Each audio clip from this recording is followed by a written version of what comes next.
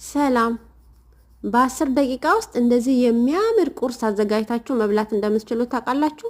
በጣም ቀላል ነው። ሰርቶ መብላት የፈለገ ሰው ቆም ብሎ ይሄን ቪዲዮ ሊያዩ ይገባል ማለት ነው።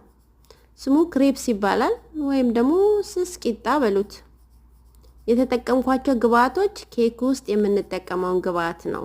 የገበታ ቅቤ፣ ስኳር፣ ጨው፣ ዘይት፣ እንቁላል፣ ወተት። ልኬቱን አላቅም። እኔ በግምት ነው የምሰራው። ለራሴ ስለሆነ የምሰራው በግምት ነው ጨምሬ የሰራሁት። ከዛ ሊጡን እንደዚያው ቪዲዮ ላይ ይታያል እንዴት እንደጨመርኩኝ ማለት ነው። በቀደም ተከተል ሊጡን ቀጠን አድርገን ነው የምንሰራው፣ እንደዚህ እንደ እንጀራ ማለት ነው። መጥበሻ ላይ ስናደርገው ራሱ መዞር አለበት ቀጭን ከመሆኑ የተነሳ ማለት ነው።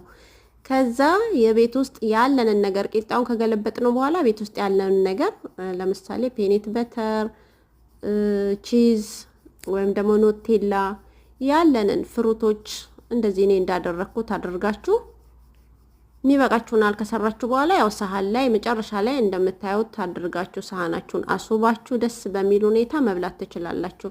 እውነት በጣም ቀላል ነው። በዛ ላይ በቃ ደስ ይላል። ሞክሩት። እኔ ስለወደድኩት ነው ለእናንተ ይዤላችሁ የመጣሁት። ሞክሩና እንግዲህ አስተያየት ስጡኝ።